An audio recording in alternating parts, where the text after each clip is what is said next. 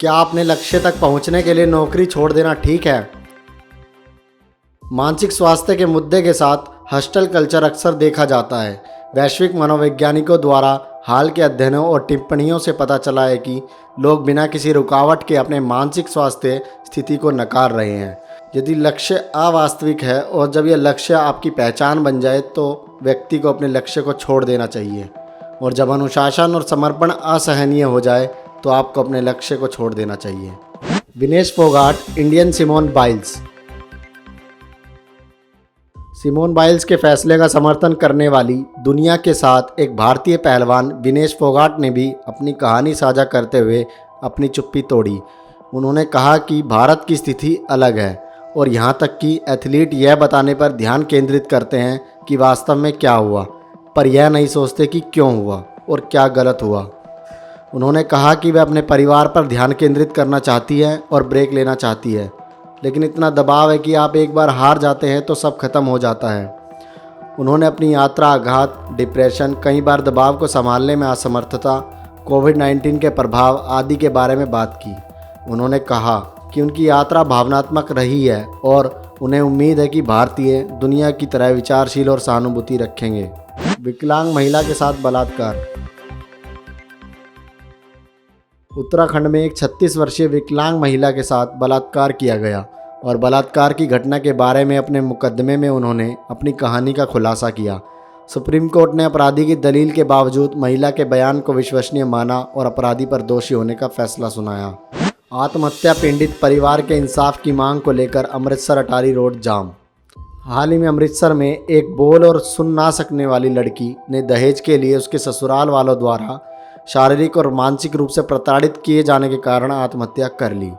बच्चे को जन्म देने के बाद उसकी पिटाई भी की गई और इससे उसकी मानसिक स्थिति और ख़राब हो गई। पति सरवन सिंह के खिलाफ मामला दर्ज करने के लिए घरिंडा थाने के सामने प्रदर्शन किया गया था, लेकिन मामला पहले ही दर्ज हो चुका था और उसे गिरफ्तार कर लिया गया था। इंसाफ के लिए परिजनों ने अमृतसर अटारी रोड जाम किया। दूरस्थ स्थिति, भारत के मानसिक स्वास्थ्य के लिए वरदान या अभिशाप। भारत सहित दुनिया भर के देशों में कोविड-19 समस्या का छात्रों के मानसिक स्वास्थ्य पर प्रभाव पड़ा है। जो छात्र सबसे अधिक प्रभावित हुए वे भारत के सबसे कमज़ोर सामाजिक आर्थिक तबके से थे, जिनके माता पिता दैनिक वेतन पर निर्भर रहते थे। भावनात्मक पीड़ा से बचने के लिए कुछ छात्रों ने आत्महत्या कर ली। आलोचकों का कहना है कि भारत को जल्द से जल्द 15 लाख प्रशिक्षित काउंसलर की भर्ती करने की ज़रूरत है। मानसिक स्वास्थ्य पर खराब आवास का प्रभाव।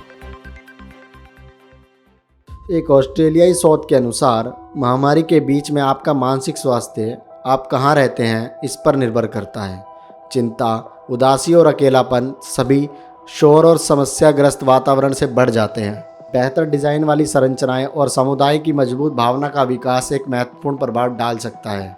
ऑस्ट्रेलियाई लोगों पर इसके प्रभाव पर एक अध्ययन के रूप में शोधकर्ताओं ने लगभग 2000 लोगों को चुना। लॉकडाउन के दौरान किराएदारों और कम आय वाले लोगों को आवास संबंधी मानसिक चिंताओं की अधिक संभावना थी। डॉक्टर बोवर के अध्ययन में मोल्ड, गीली या क्षतिग्रस्त दीवारों को भी उदासी का एक प्रबल लक्षण पाया गया है। सर्वेक्षण का जवाब देने वालों में मकान मालिक, किराएदार, शेयर हाउस में रहने वाले और यहाँ तक कि काउच सर्फर भी शामिल थे। Youth affairs and sports minister ने फिट इंडिया फ्रीडम रन 2.0 का शुभारंभ किया। फिट इंडिया फ्रीडम रन 2.0 की शुरुआत आज नई दिल्ली के मेजर ध्यानचंद नेशनल स्टेडियम में हुई।